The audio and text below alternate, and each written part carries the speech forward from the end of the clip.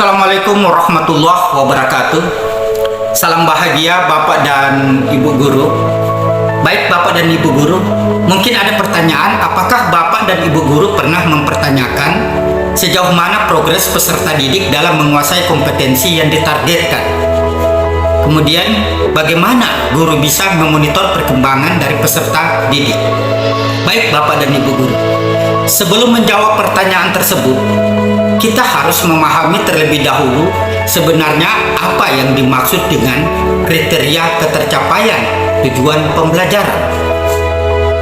Kriteria ketercapaian tujuan pembelajaran atau KKTP adalah serangkaian kriteria atau indikator yang menunjukkan sejauh mana peserta didik sudah mencapai kompetensi pada tujuan pembelajaran. KKTP berfungsi untuk merefleksikan proses pembelajaran dan menganalisis tingkat penguasaan kompetensi peserta didik.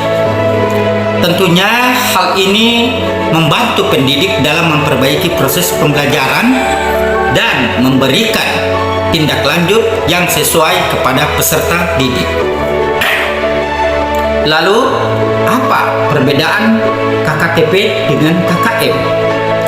KKM atau kriteria ketuntasan minimal hanya berupa indikator berbentuk angka. Tidak ada penjelasan atau deskripsi mengenai perbedaan angka indikator tersebut. Sedangkan pada KKTP terdapat deskripsi yang konkret mengenai keterampilan dan kompetensi yang perlu dikuasai oleh peserta didik sebagai bukti bahwa peserta didik telah mencapai tujuan pembelajaran. Bapak dan Ibu Guru sekalian, KKTP juga menjadi salah satu pertimbangan dalam memilih dan menyusun instrumen asesmen, sehingga asesmen yang dipilih benar-benar sesuai dengan tujuan dan kriteria ketercapaian tujuan pembelajaran yang kita inginkan. Dalam menentukan KKTP, guru tidak disarankan untuk hanya menggunakan angka mutlak seperti 65, 75, 80, dan 90. Praktik yang paling disarankan adalah menggunakan deskripsi. Namun, jika diperlukan, maka guru diperkenankan menggunakan rentang nilai, misalnya 61 sampai 80, 81 sampai 90, dan sebagainya, dengan tetap memberikan deskripsi atau keterangan mengenai tiap interval nilai tersebut. Contohnya ada pada rubrik. Ini ada deskripsi yang jelas untuk tiap interval yang ditentukan. Ibu dan Bapak Guru tentunya sudah familiar dengan ragam bentuk asesmen, bukan?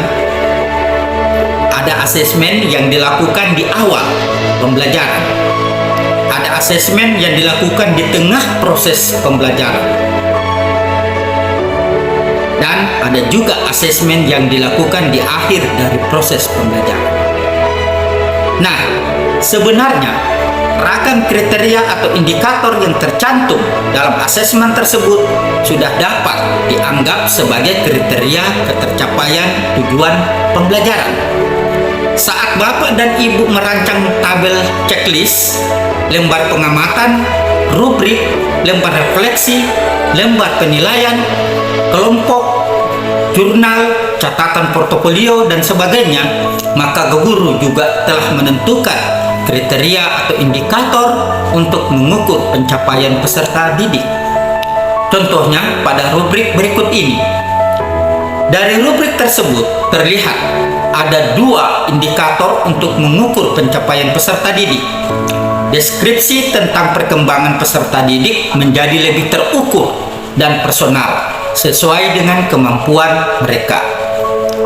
Jika ada peserta didik yang mencapai nilai sama dengan peserta didik lain, penjelasan dalam laporan hasil belajarnya bisa jadi berbeda. Penjelasannya benar-benar disesuaikan dengan kebutuhan, kemampuan, progres, dan area perkembangan peserta didik. Sedangkan KKM cenderung menyamaratakan kemampuan peserta didik hanya karena mereka memiliki nilai yang sama. Bapak Ibu Guru sekalian, bagaimana? Apakah sudah mendapatkan gambaran yang jelas tentang kriteria ketercapaian tujuan pembelajaran? Nah, agar semakin paham tentang KKTP, ibu dan bapak guru dapat mengakses fitur, konten, cerita berbagi praktik baik, atau video pembelajaran di aplikasi Kurikulum Merdeka. Saatnya melakukan perubahan. Selamat mencoba, belajar, dan terus bereksplorasi.